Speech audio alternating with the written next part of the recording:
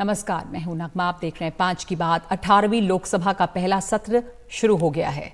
सांसद शपथ ले रहे हैं और प्रधानमंत्री मोदी ने भी बतौर सांसद शपथ ली है। दूसरे केंद्रीय मंत्रियों ने भी आज शपथ ली। हालांकि प्रोटेम स्पीकर के सवाल को लेकर विपक्ष ने ऐतराज भी किया और शिक्षा मंत्री धर्मेंद्र प्रधान की हुटिंग भी हुई।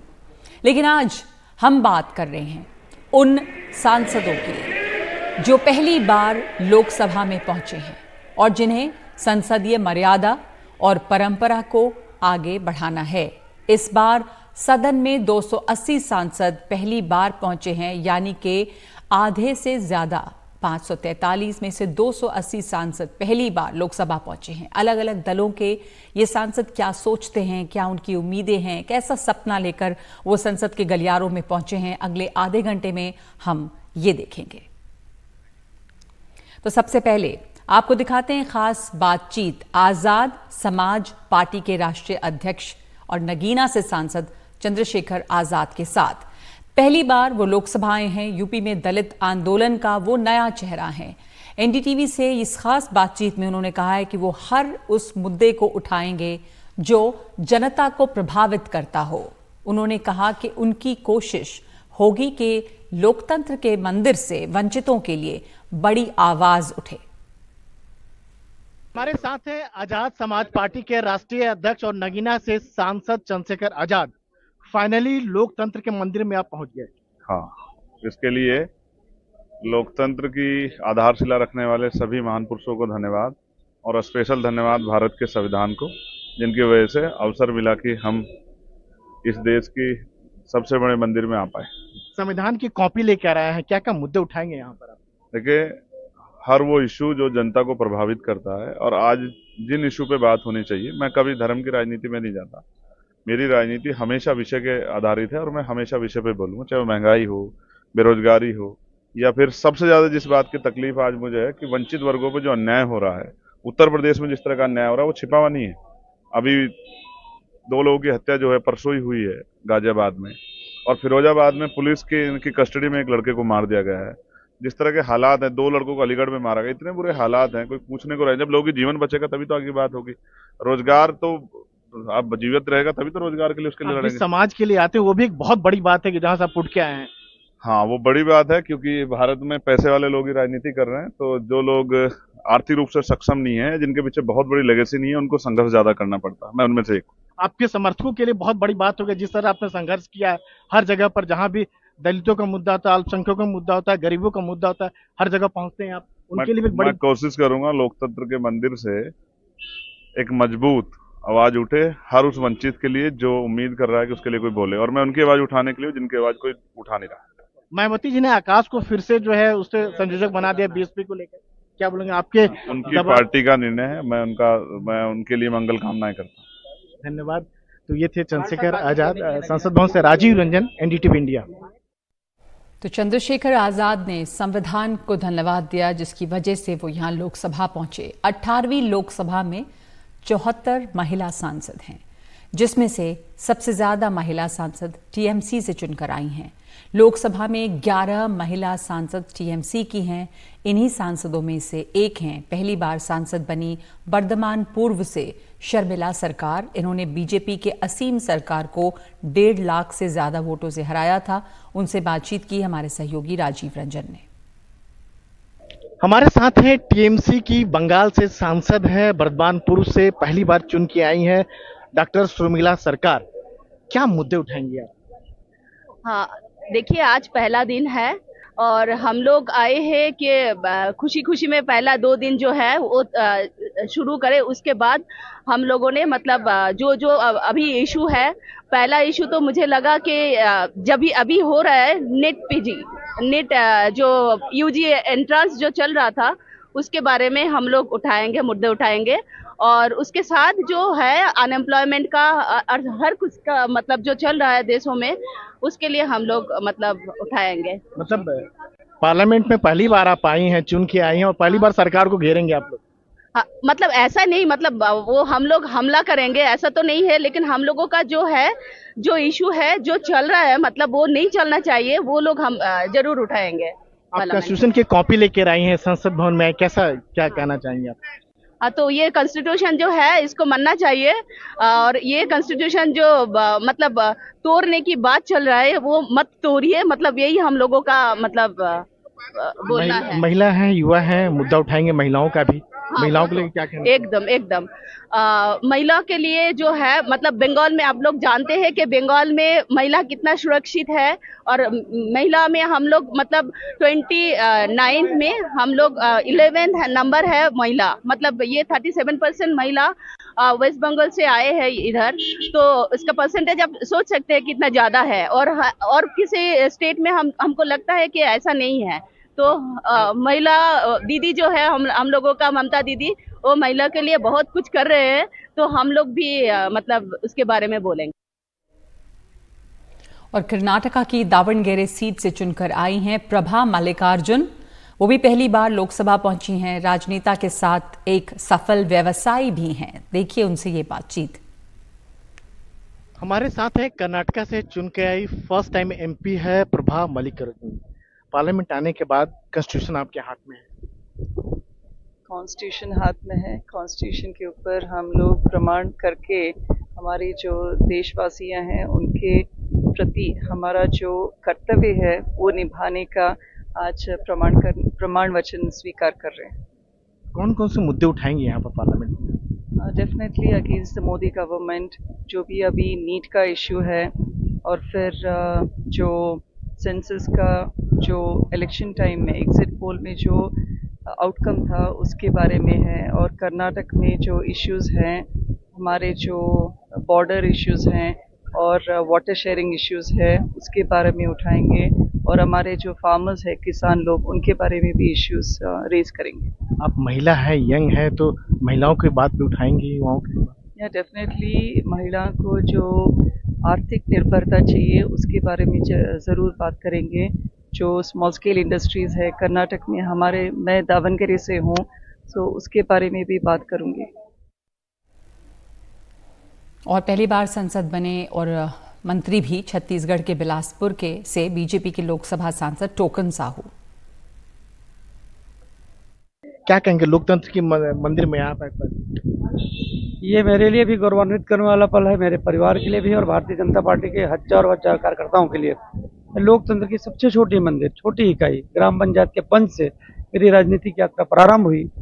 वहां से चल करके मैं लोकतंत्र की सबसे बड़ी मंदिर लोकसभा में आने का जो सौभाग्य प्राप्त हुआ है, यही लोकतंत्र की खूबसूरती है। तो लोगों के लिए क्या करना चाहेंगे, बिलासपुर के खास तौर से लोगों के लिए क्या? मैं बताया कि मैं एक छोटी इकाई से यहाँ पर पहुँचा हूँ। पंच, सरपंच, जनपद सदस्य, मेरी पत्नी जनपद अध्यक्ष रही, फिर मैं विधायक बना 13 से 18 के बीच में, फिर मैं संसदीय सचिव के रूप में भी काम किया। तो मैं नीचे से ऊपर यहाँ लोकतंत्र की मंदिर में पहुँचा हूँ। आम लोगों के साथ रहना, मिलना, बातचीत करना और आम जनता की समस्याओं को रूबरू होना, सहज में उपलब्ध होना, और जो भी अपने क्षेत्र के विकास के लिए होगा, जो भी संज्ञान में आएगी, उसके लिए पूरा करने का निरंतर प्रयास करना। जब पहली बार आपको जो संसद बने आप, तो मंत्री बनने के लिए फोन में आया तो क्या यकीन हुआ? आप क्या लगा उस समय? चलिए, सब सौभाग्य की बात है। और मुझे कॉल आया तो मैं बोला कि कोई मजाक तो नहीं कर रहे मेरे साथ। फिर उसी नंबर पे लगाया, फिर तीसरे बार लगाया, फिर प्रधानमंत्री निवास गया तो पता चला कि कॉल सही था। तो बड़ी प्रसन्नता हुई। हर किसी को भी हो सकता है कि माननीय मोदी जी तो दुनिया के सर्वाधिक लोकप्रिय नेता हैं, जो केवल राष्ट्र के लिए जीते हैं, राष्ट्र के सपने को साकार करने के लिए पूरा जीवन जिन्होंने खपा दिया, लेकिन उनके मंत्रिमंडल में सम्मिलित होना कितनी बड़ी गौरव की बात है। लेकिन विपक्ष ये कह रहा है कि यहाँ पर लोकतंत्र का गला घोटा जा रहा है, सुनी नहीं जा रही है लोकतंत्र। विपक्ष केवल राजनीति कर रही है। विपक्ष के पास कोई एजेंडे नहीं है, विपक्ष के पास विकास के कोई मापदंड नहीं है। वो केवल संविधान की दुहाई दे करके, देखिए माननीय प्रधानमंत्री जब सेंट्रल हॉल में जाते हैं तो संविधान को नमन करते हैं, प्रणाम करते हैं। संविधान ही भारत की आत्मा है। प्रधानमंत्री जी सम्मान कर रहे हैं, हम सब सम्मान कर रहे हैं, लेकिन विपक्ष केवल और केवल देश के लोगों को भ्रमित करने का काम कर रही है। एक अंतिम टोकन जी, कि जिस तरह से लोकतंत्र की जो सबसे छोटी इकाई है, ग्राम पंचायत से आप आए हैं, लोकतंत्र का सबसे बड़ा मंदिर, वो सारा अनुभव काम में आएगा यहाँ पर? बिल्कुल आएगा, बिल्कुल आएगा। हर व्यक्ति का अनुभव काम आता है जीवन में। आप किसी से मिलो, किसी से बातचीत करो, छोटी इकाई में रहो, कहीं भी काम किए रहो, जनप्रतिनिधि के रूप में वह अपने जीवन में हर जगह काम आते हैं। तो तमाम सांसदों की अपनी अपनी उम्मीदें हैं, आकांक्षाएं हैं। पहली दफा संसद पहुंचे हैं, लोकसभा पहुंचे हैं और पहली बार झारखंड के लोहरदगा से चुनकर आए कांग्रेस के सांसद सुखदेव भगत ने कहा कि हम संविधान को लेकर लड़ाई लड़ रहे हैं। उनसे बात की है हमारे सहयोगी राजीव रंजन ने। कॉन्स्टिट्यूशन आपके हाथ में है, लोकतंत्र के मंदिर में आप आए हैं। निश्चित रूप से मैं कहना चाहूँगा, लगातार जिन मुद्दों को लेकर राहुल गांधी जी हमारे जो भारत जोड़ो यात्रा के माध्यम से संविधान बचाओ का जो अभियान था, आज भी पहले दिन सदन के पहले जो 18वीं लोकसभा शुरुआत हुई है, हम लोगों ने मार्च किया, सारे लोगों ने, विपक्ष के लोगों ने, इंडिया गठबंधन के सारे लोगों ने संविधान हाथ में लेके हम लोगों ने मार्च किया। और आपने देखा होगा जब हमारे माननीय प्रधानमंत्री जी जब शपथ ले रहे थे, पूरे इंडिया गठबंधन के सारे लोगों ने उन्हें याद दिलाया, आप संविधान के कस्टोडियन हैं और देश चलेगा, जो सरकार चलेगी उस संविधान के अनुसार चलेगी, लोकतांत्रिक पद्धतियों से चलेगी, संसदीय परंपराओं से चलेगी। क्या क्या मुद्दा उठाएंगे? जो सबसे ज्वलंत मुद्दा है, क्योंकि अगर बच्चे जो हमारे हैं देश के भविष्य हैं, और आपने देखा जिस प्रकार नीट के साथ जिस प्रकार खिलवाड़ किया गया, एनटीए के साथ जो चीजें आ रही है, दुखद स्थिति ये है, घटना घटने के बाद सरकार उनको संरक्षण दे रही, ऐसा प्रतीत होता है कि मोदी जी की सरकार वो पूरी की पूरी चीजें वो उनको संरक्षण दे रही है। और आपने डायरेक्टर को हटा दिया, लेकिन क्या कारण है, जोशी जो चेयरमैन है लगातार उनको पद में सुशोभित किया गया, मुझे कहीं। लेकिन यह भी दिखा है कि पहले दिन से ही 18वीं लोकसभा की बात करें तो विपक्ष और सत्ता पक्ष में तकरार देखने को मिल रही है। नहीं, तकरार की बातें नहीं है, हम लोग बस उनके संज्ञान में ये बात रखा। ये मुद्दे इसलिए आए कि जो लोकतंत्र है, लोक लज्जा और संसदीय परंपराओं चलती है।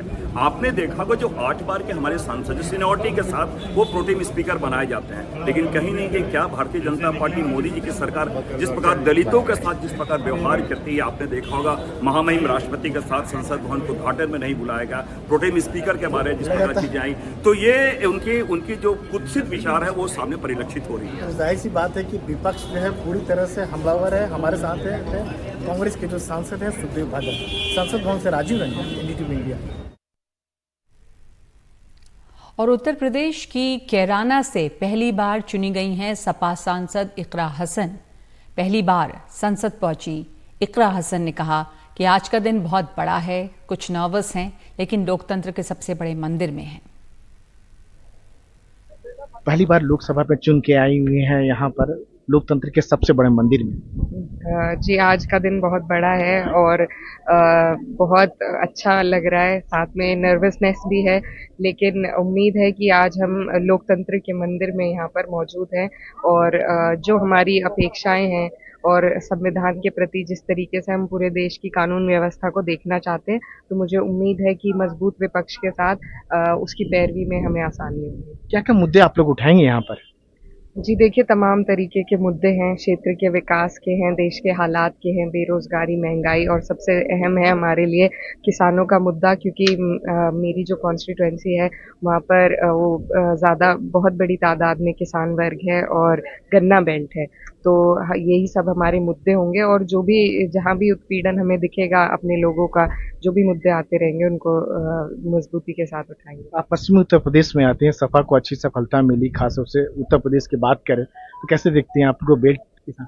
जी बिल्कुल, पार्टी को बहुत ऊर्जा मिली है और न सिर्फ पार्टी को बल्कि पूरी विपक्ष को पार्टी के परफॉर्मेंस के माध्यम से बड़ी ऊर्जा मिलने का काम हुआ है और मजबूत हमारा विपक्ष हुआ है। तो ये जो मजबूती मिली है ये इस सरकार में भी हमारे काम आएगी और आने वाले 27 के चुनाव में हम सब ने कमर कस लिया, हम सरकार बनाएंगे। आप महिलाएं, युवा हैं, वो भी मुद्दा उठाएंगे? जी बिल्कुल, महिलाओं की रिप्रेजेंटेशन एक बड़ा मुद्दा है जिसमें बिल ज़रूर पास हुआ है लेकिन इम्प्लीमेंट अभी तक नहीं हुआ है और इस बार जैसा कि हम सभी को मालूम है पिछली बार से भी कुछ कम महिलाएं इलेक्ट होकर आई हैं, तो ये एक मुद्दा है जिसके लिए हमें पार्टीज़ की गुडविल से ऊपर उठकर स्ट्रिक्ट लॉज़ की इम्प्लीमेंटेशन पर फोकस करने की ज़रूरत है। तो ये एक बहुत अहम मुद्दा है क्योंकि जब तक महिलाओं को राजनीति में जगह नहीं मिलेगी तब तक वो अपने किसी भी उसमें आगे नहीं बढ़ पाएंगे। लेकिन एक अंतिम सवाल कि जिस आप समाज से आती है वो समाज भी बहुत पिछड़ा हुआ माना जाता है। जी बिल्कुल, अगर आप सच्चर कमेटी की रिपोर्ट देखेंगे तो न सिर्फ मुस्लिम समाज बल्कि जितने भी पिछड़े समाज हैं, चाहे ट्राइबल्स हों, दलित्स हों, कुछ समाज ऐसे रह गए हैं जिनको सरकार की तरफ से जो योजनाएं उनके लिए होनी चाहिए थी, उनके डेवलपमेंट के लिए, ओवरऑल डेवलपमेंट के लिए वो मिल नहीं पाई हैं।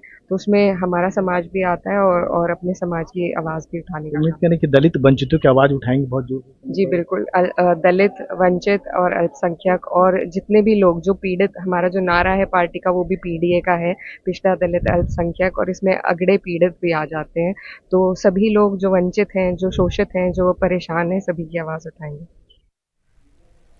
पिछड़ा और दलित और अल्पसंख्यक, ये इनका मकसद है, इनकी आवाज़ उठाएं। ये थी इकरा हसन जो कैराना से चुनकर आई हैं और इकरा लंदन से पढ़ के लौटी हैं, school of African and oriental studies वहाँ से लौट कर आई हैं और अब संसद में हैं। उधर दिल्ली के उत्तर पश्चिम संसदीय क्षेत्र से चुने गए बीजेपी सांसद योगेंद्र चंदोलिया ने कहा कि ये उनका सपना था और वो शुक्रगुजार है प्रधानमंत्री के और राष्ट्रीय नेतृत्व के कि उनको इतना बड़ा पद दिया गया है। हमारे साथ है पहली बार सांसद चुने गए हैं, बीजेपी के हैं, उत्तर पश्चिमी से योगेंद्र चंदोलिया। पहली बार लोकतंत्र के सबसे बड़े मंदिर में आए हुए हैं, क्या कहेंगे आप?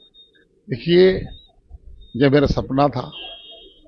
मैं भारतीय जनता पार्टी के राष्ट्रीय नेतृत्व को, देश के प्रधानमंत्री नरेंद्र मोदी जी को, पार्टी के अध्यक्ष जेपी नड्डा जी को, होम मिनिस्टर अमित शाह जी को, दिल्ली प्रदेश भारतीय जनता पार्टी के अध्यक्ष वीरेंद्र सचदेवा जी को, हमारे संगठन महामंत्री पवन राणा जी को, जिन्होंने एक कार्यकर्ता को, मैं 6 नवंबर 1985 को मंडल का मंत्री बना।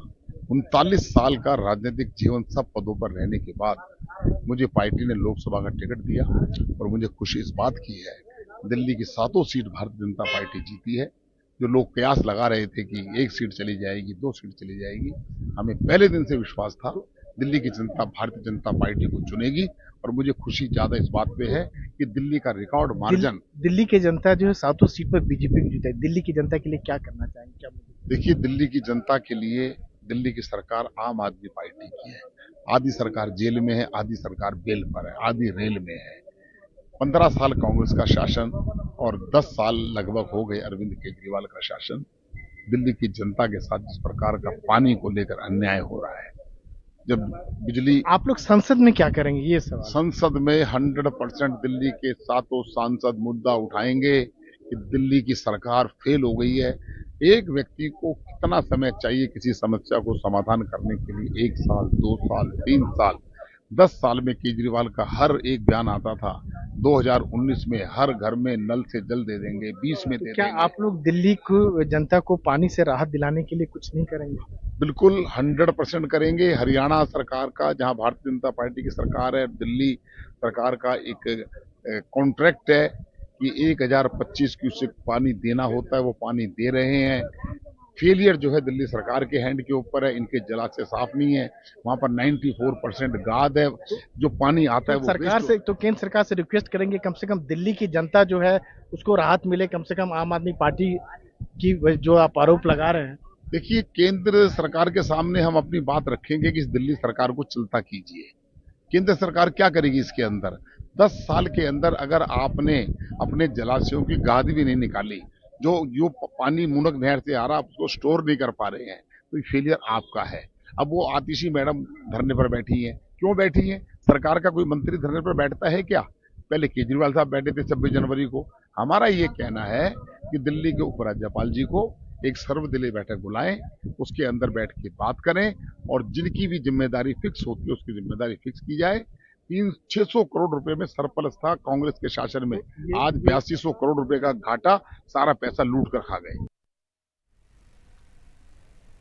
और अब आपके लिए एक सवाल जिस पर आप अपनी राय हमें QR कोड को स्कैन करके दे सकते हैं और अपना जवाब भेज सकते हैं। सवाल ये है कि क्या दिल्ली में जल संकट के पीछे राजनीति है? आपको ये बता दें कि दिल्ली में पिछले कई दिनों से लोगों को पानी की काफ़ी मुश्किल हो रही है। टैंकर से दिल्ली में पानी सप्लाई की जा रही है। दिल्ली की जल मंत्री आतिशी 4 दिन से अनशन पर बैठी हैं।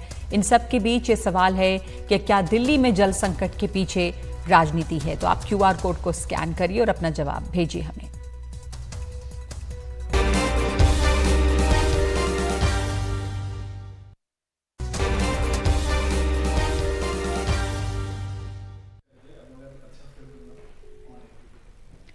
तो हम NDTV पे आपकी मुलाकात करवा रहे हैं आपके नए सांसदों से। पहली बार सांसद चुनकर आए हैं संत कबीर नगर लोकसभा सीट से सपा के लक्ष्मीकांत पप्पू निषाद ने ये कहा है कि उनका इलाका बहुत पिछड़ा हुआ है और वो वहां की बुनियादी सुविधाओं के मुद्दे को सामने लाएंगे। उनसे बात की है हमारे सहयोगी हिमांशु शेखर ने।